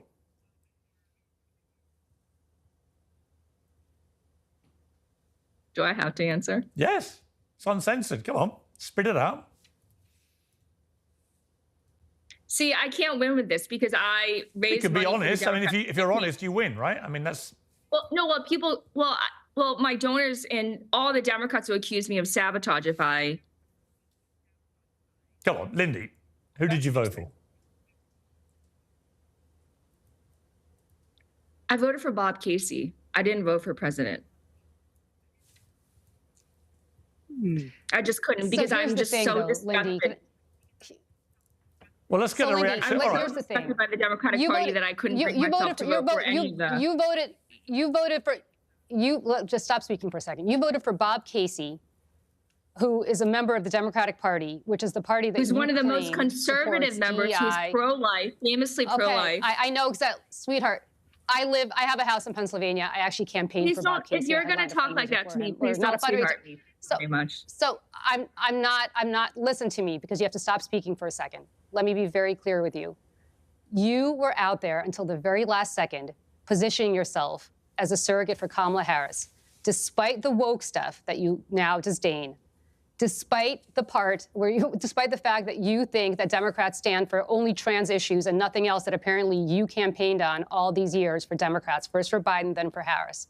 So the bottom line is, everything that you now disavow, you tried your very best and tried very, very hard to get in front of every TV camera that would take you to campaign for Kamala Harris who you now claim supported trans and DEI issues that you think are completely misguided. So the bottom line is, everything that you're saying now about how you're going to help MAGA means that you threw out every value that you stood for. Oh, but that wasn't it. Former DNC chair Jamie Harrison, he sent out this tweet. He says, Lindy Lee, this is sad. You really need to stop lying and get some help. When I got out of the car at the Kamala Harris election night party at the Conrad, you were the very first person I saw. I'll check with the film crew because maybe we even have video. Nonetheless, you were perched by the door, ready to take pictures with any celebrity type or elected official that walked in. Like a student trying to impress a professor, you joyfully rattle off how much you raised this cycle to support the campaign. You told me about hosting a fundraiser at your home and your unwavering support of Joe Biden and Kamala Harris. So either you were lying then or you are lying now. But either way, it just makes you out to be a liar, a very bad liar. Who in their right mind raises money for someone, travels to that candidate's election night party in D.C. and not your home state of Pennsylvania, but yet is so disgusted by that candidate, you don't vote for them? Piers Uncensored, Piers Morgan, y'all are being hoodwinked. Carry on. Y'all, this is utterly hilarious because she's all over social at the Democratic National Convention. She's everywhere. Now, mind y'all, little lying-ass Lindy blocked me because I was giving her the business on Twitter. But here's what's so stupid about this, Randy. Nobody would get mad at her if she said she voted for Kamala Harris because she was literally out there touting Kamala Harris. But now you're afraid to even admit, okay, so let's say you didn't vote for Kamala Harris and you voted for Donald Trump. And so what? Now you don't want to say it because what? Folks might get mad? I mean, if you voted for him, just say you voted for him. This is why she's a joke. This is why she's a liar. And thank goodness Jamie Harrison called Lil Lying Lindy Lee the liar that she is. She's a joke. She's a token. She is available to who will give her the most fame. I mean, who does a 180 that fast? I mean, it will make you dizzy. She's turned so quickly. She's not a Democrat or a Republican. She's an opportunist. And she will go basically to who will give her the most fame. I mean, she's a flip-flopper. It's disgusting, and she should be embarrassed. And I am so happy that she is being read publicly. I enjoyed it. I actually went and watched the video a few times just for my viewing pleasure. I mean, I laugh at folk like her, Mustafa, because it's so transparent what you're trying to do. You're just saying you want attention. You want bookings. That's all you want. And so, and she got, people have called me names. They called me, called me all kind of stuff, called me out of my name, you named it, because you look like an idiot. I mean, it's different if we don't actually have video of you talking about how amazing and wonderful and awesome Joe Biden, Kamala Harris was, and now all of a sudden, they're just the devil. You know, Ida B. Wells once said, and my grandma used to say it all the time also, the way to right wrongs is to turn the light of truth upon them. Once they put that light on her, you know, they have a difficult time in being able to sneak away. You know, we just have to be very careful, right? There are these folks who are not serious about the issues that are happening inside of our communities. They're not serious about the change that needs to happen inside of our country. And in many instances, if somebody throws a few dimes and nickels and dollars at them, then they will flip and flop. So, you know, this is just another example of somebody who is not truly committed to community, who's not truly committed to democracy, who's not truly committed to making sure that our country moves in the direction that it should. And they got caught. I mean, it was hilarious. I mean, this is literally, this is beyond hilarious, Scott. So, Lil Lindy Lee, I told y'all she blocked me. She don't realize I can still see her stuff. Scott, this is a tweet this idiot posted a few days ago, a couple days ago. Excited to help ensure Republicans expand our majority in the House and the Senate for upcoming midterms. I'm taking my donors from the DNC and giving them to the RNC instead. Most of them are on board. We love our country and just want President Trump to succeed. And so this is her talking on Fox News. Pull it up. So a lot of my donors are business oriented. They just want America to prosper. And President Trump wants America to prosper, and he's very business friendly. So these people are not, social justice warriors. They are not like gender crazy lunatics. They just want America to succeed, for us to have strong borders, to have sensible immigration policies.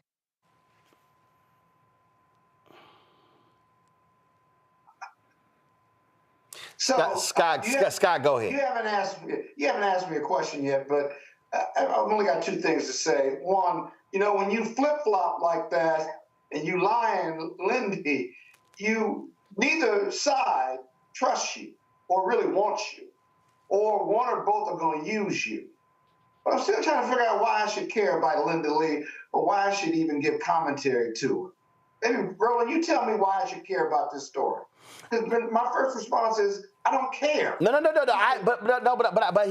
I think it's important because people have to be very mindful of individuals who claim to be one thing and then another. I'm really laughing because this is from February 12th. To all the Dems who attack Elon Musk for being an unelected president, I have two words for you, Joe Biden. Biden wasn't running the country for the last 4 years. His unelected senior advisors were and operated in the shadows. You wouldn't even recognize their names so kindly, STFU, and she goes on Glenn Beck. People need to understand that these frauds, these liars, they exist. So I always tell folk, because see, it's some black folks as well out there who've been saying one thing and people like they champion for them. Beware of the wolf in sheep's clothing. Beware of the liars. They will always expose who they really are. But this isn't even a close call, Roland. It's not like you're a conservative Democrat and you're a liberal Republican and your voting record goes back and forth. She was all in. And the chaos, corruption, and criminality of Donald Trump versus Kamala Harris and Biden and all the values that they represent and everything that they are not, that Donald Trump is, this is not a close call. This is just outright lying and flip-flopping in order to show up to the Republican window with the winning ticket after the vote, if you will. That's all this is. So it's not even a close call. And I just love when they play the victim. Before you continue to defame, harass, or lie about me, please consider that I am a human just like you. I'm not a cartoon. I haven't made a single dime from telling the truth. I'm a human who is allowed to change her mind in the face of new info. I'm just someone who loves our country. Really, boo? Wait, really, boo? I love this. Really, boo? New info? Here was you on January 26, 2024. Can we please stop using euphemisms to describe Trump's crimes? He raped E. Jean Carroll. It wasn't just abuse. He terrorized our capital. It wasn't just a riot. He committed treason by colluding with Russia. It wasn't just a mistake. Stop whitewashing the crimes of this rapist thug. Sent at 11:26 p.m. on January 26, 2024. But, Randy, she has new information. Yeah, what about that old information? That old information is still the same. It's still the same. That don't change. Facts are stubborn. I'm sorry. Go right ahead. Randy, go right ahead. The only new information she received was who won the election. That was her new information. That was it. And that's when she changed for whom she was advocating. That was the information. When whoever won the election, that's whose team she's going to be on.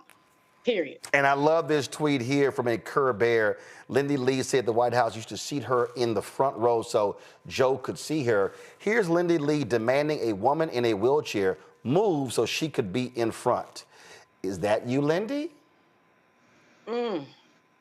Just saying. Just saying. Oh, how delicious it is. But you have folk over here who want to play the grift game, and now all of a sudden you're just, loving all of this. And Joe is great. I'm telling you, if y'all Google the videos, y'all are gonna just laugh at all the praise and the love and all of that she had for President Joe Biden and Vice President Kamala Harris. Lindy, by all means, we don't mind if the door slams you in your non-existent ass when you walk out. Oh, gosh, Roland. What? You would never allow us to say that. You could say, let the doorknob hit you where the good Lord splits you. No. My mother used to say. What? It's the same thing. I'm sorry, you use more words. I just wanted to talk. Yeah, we know you did. We know you did. So let the door hit her ass and on the way out. And so those are the kind of people, when you're in a battle, you're in a war, those are not the kind of people who you want on your side because they're liars. And so she can get all mad she wants to, but if we started pulling all the photos of her just cheesing and just loving, and if y'all pull the videos, I'm just happy to be at the DNC as an influencer. And this is just great and wonderful. All that sort of stuff that tells you how much of a joke this person is. And listen, there are others like that. And so I need people to understand why it matters, because there are people like her. It's about the check. They're switch sides all the time. And you know what? It's some people in Silicon Valley who are the same way. It's some people who have given money to the UNCF and the NAACP who now are standing against people. It's no different than, I'll give you a perfect example, the app Clubhouse. How many of y'all heard the story of the Andreessen and Horowitz, the venture capital firm out there? They hired Daniel Penny, the former Marine who killed the black guy on a New York subway. Oh, Scott, you're gonna love this. They hired him. Now, mind you, he went to school and studied architecture for 1 year. They actually have hired him. And they said, we're going to teach him how to be a venture capitalist. Got no experience, no knowledge. Now, these people are complaining about DEI, but they hire a white guy who we only know who killed a black guy on the subway, found not guilty by a jury, and they hired him. So this is why I've been telling people, y'all should completely delete the Clubhouse app. Why? Because that VC firm, they put the money behind Clubhouse. And black people, y'all are the ones that have made Clubhouse a successful app by black conversations. See, here's a perfect example of when people who you think are riding with you, who are being exposed, that's what's going on. And so the people who are the venture capitalists, so the people who are behind that, they're behind Clubhouse. And this is why you have to always expose these people for who they are, because they claim to roll with you when a certain person is in, and now they flip. That should be an insult to every black person. And again, I got nothing against Daniel Penny. I'm not saying Daniel Penny shouldn't have a job. But when you purposely hire somebody who has expressed no interest in venture capital, and you're going to teach them how to do the job, I say to every black person or every person of conscience who's not black, delete the Clubhouse app now, because we should not reward the people with our time and our talents who don't give a damn about us. Mustafa, you first. Oh, no, I agree. You already know how I feel. I don't fund my own oppression. So you don't get my dollars if you're not standing in my community and you are not rooted in the values that are necessary for our liberation. So I'm very clear about that. I also have talked about on this show numerous times to stop letting people pimp us. We continue to allow this pimping in America. This is just another example of it, and we continue to also elevate individuals who ain't got no receipts. So I watch TV shows every now and then, these different news shows, which is very, very rare for me. But I often look at the folks that they bring on there, and I'm like, but they ain't got no receipts. They ain't never done nothing in our communities. But yet we continue to see these people being elevated. So that's why I'm thankful for the Black Star Network, because at least when you see somebody who's sitting before you having a conversation, it is folks who are rooted in trying to make positive change. It is folks who are rooted in actually doing the work. And then you have folks who are also rooted in making sure that we have a positive future. See, Scott, you're going to love this here. It says famed Silicon Valley venture capital firm Andreessen Horowitz has a new deal partner, Daniel Penny, and it says the A16Z team. Penny was hired to join. It's called American Dynamism, and they're going to be focusing on aerospace, defense, public safety, education, housing, supply chain, industrials, and manufacturing. A photo of Penny appears in his team gallery, and it says right here, David Ulovich, a partner at the firm. We believe in Daniel and are excited to have him as part of our team. It says, Ulovich said the firm plans to teach Penny the business of investing. Penny was an architecture student at New York City College of Technology, also known as City Tech. In explaining A16Z's hire decision, he wrote, I believe, as I know many of you do, that Daniel acted with courage in a tough situation. He was acquitted of all charges. Beyond that, it has always been our policy to evaluate the entire person and not judge them for the worst moment in their entire life. Wow, Scott, I didn't realize choking somebody to death in a subway and being acquitted works well on your resume. It does if you're white. And in America, I'm sorry. Listen, if Daniel Penny had been black and the victim had been white, that Daniel Penny, the black Daniel Penny, would still be unemployed and never get another job. Daniel Penny, the white Daniel Penny, he running around with the president. He's the guest of these leading white conservatives wherever he goes, simply because he got acquitted. I mean, Scott, you're the major law firm. If a partner came to you and says, Scott, we want to hire this guy. Oh, by the way, he's expressed no interest in law, but we want to hire him and we're going to teach him how to be a lawyer. What would be your response if a partner says, Scott, don't you think this is a great idea? No, because you're wasting my money. And what you pay him should be going into my pocket, at least part of it, since I'm an equity partner. So, no, I'd say something worse, but I still believe the FCC regulates us, even though actually they don't. Actually, they don't. The FCC, no, but Scott, there's no ambiguity. The FCC only controls those who seek a broadcast license, and this is not a broadcast network. I would tell my partner, F no. And so, get the F out of my office. So to everyone who is watching, who is listening to me, this is the app Clubhouse. You should delete Clubhouse from your phone. You should download Fanbase. You should download Spoutable. You should download Spiel. But you should stop supporting Clubhouse because this decision is a gross affront. And you should not be making Andreessen Horowitz any money if they choose to sell an equity stake in Clubhouse.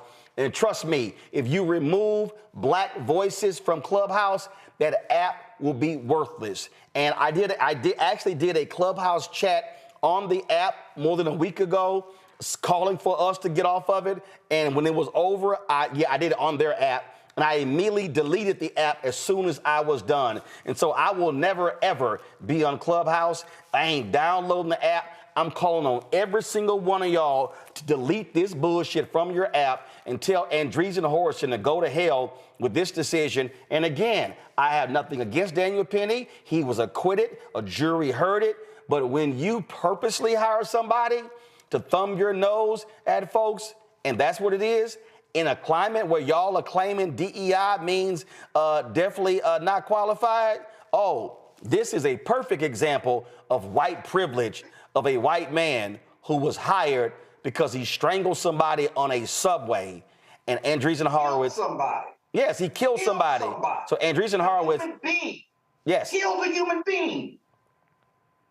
And their decision is, let's reward him to teach him how to be a venture capitalist. Black people, let's teach them that we do not have to keep our talents and our voices on their app. Delete Clubhouse today. Share this with your friends and your family and do the same as well, because guess what? There are other options out there, including Black-owned fan base, where we can have audio chats. So Clubhouse, y'all can go to hell. Scott, Randy, Mustafa, I appreciate y'all being on today's show. Thank you so very much. Man. Say it again, Scott. My man. Oh, by the way, I ran into some of your Kappa brothers at the NBA All-Star game in San Francisco, and one of them pleaded with me to show you more grace and mercy on the show. And I said, oh, absolutely not.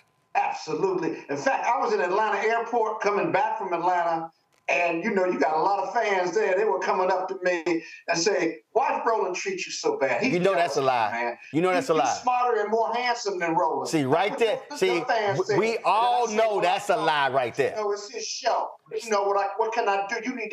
You need to give money to him, but tell him to have some grace with me. That's right. And see, Randy Mustafa, the reason I know he lying, because the last time I saw him, he said, man, people come up to me saying, yo, man, why don't you back up off Roland and stop over-talking? That's true. That's true. They do say that. Yeah, absolutely. Listen, I need you. You made me famous, at least in Atlanta. So, I got never love for you. In fact, I might give some money tonight.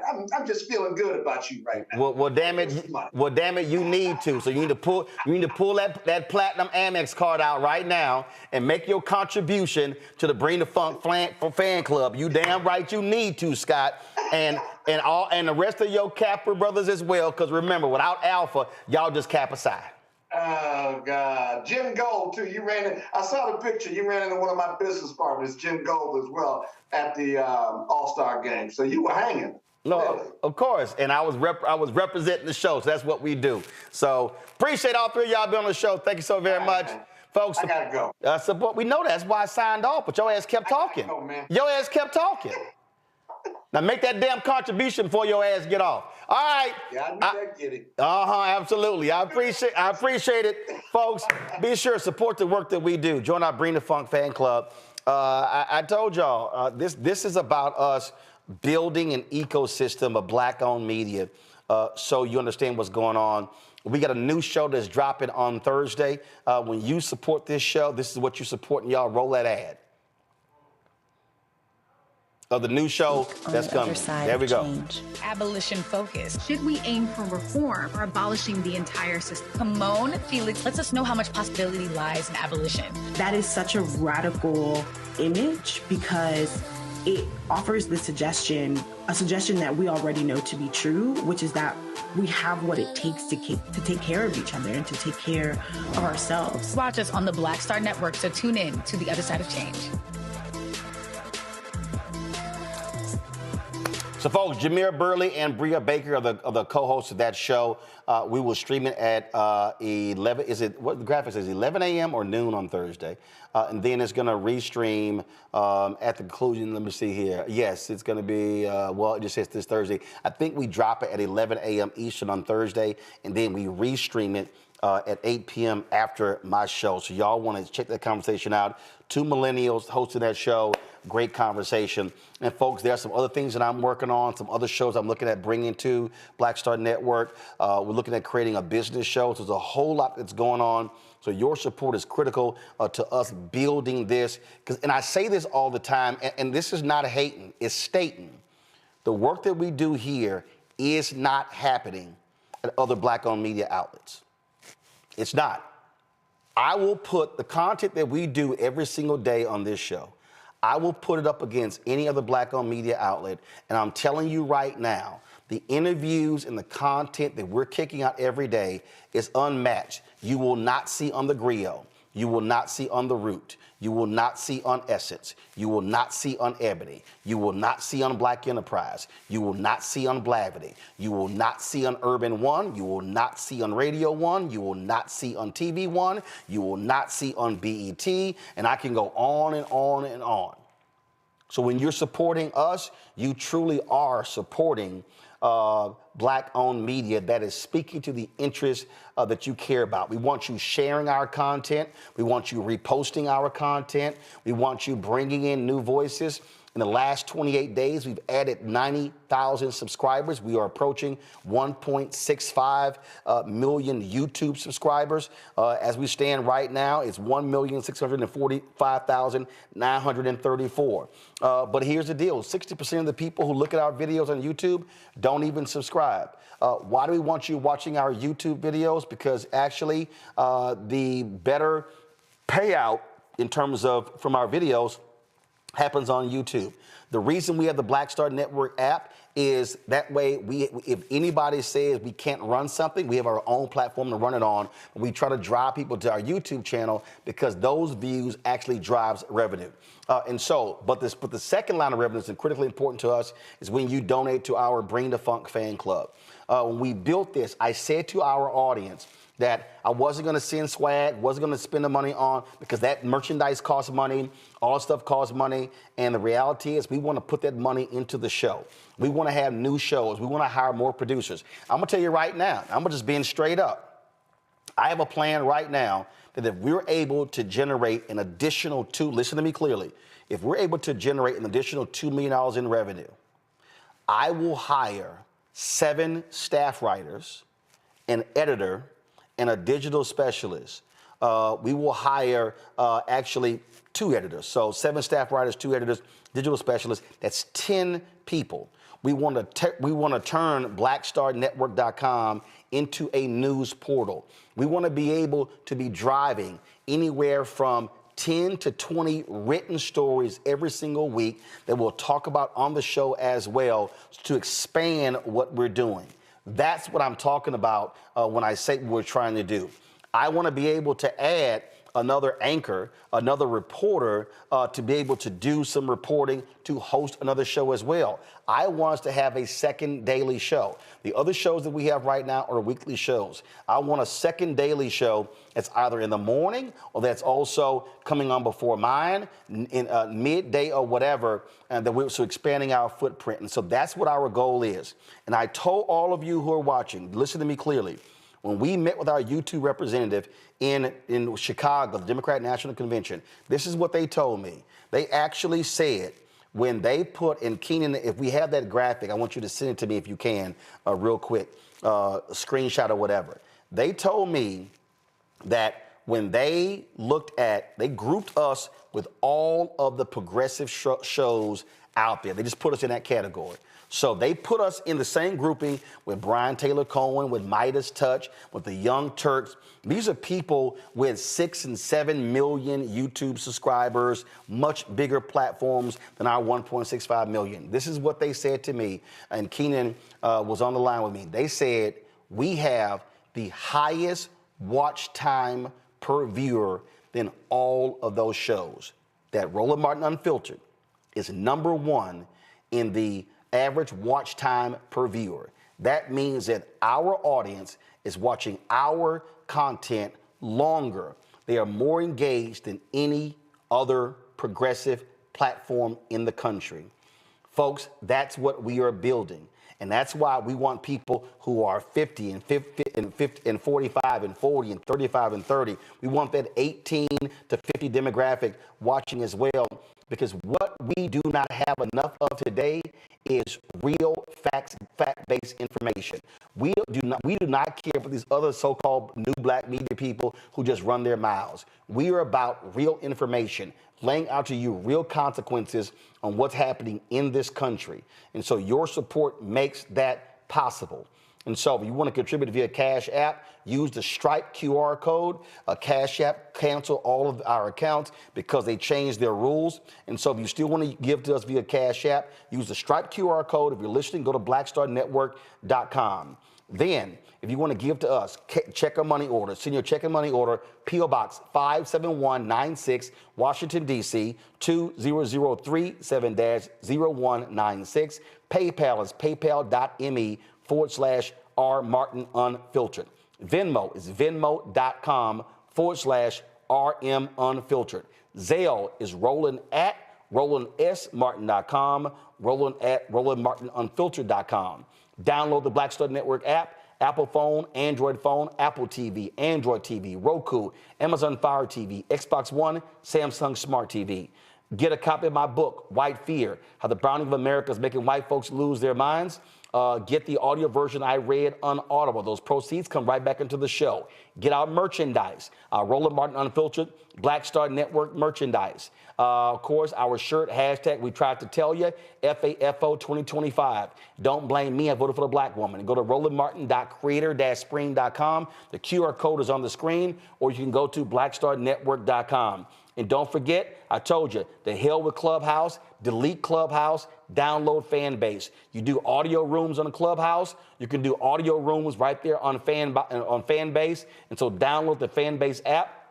Isaac has posted the video. They've raised $9.2 million. We're moving closer to our goal of $17 million in this Series A raise. And so go to startengine.com/Fanbase if you want to be an investor in Fanbase. And so, folks, that's what we're doing. We're making this thing happen. We're not talking about it. We're being about it. We're not sitting here wasting our time waiting on other people. We are building the black-owned media platform of the 21st century, the same way the Chicago Defender served its purpose when Robert Abbott founded it in 1905, the same way when Frederick Douglass did the North Star, the same way with Ida B. Wells Barnett and her paper, the same with John H. Johnson with Negro Digest, Jet and Ebony, Earl Graves and Black Enterprise, of course, Ed Lewis and others when it came to Essence Magazine.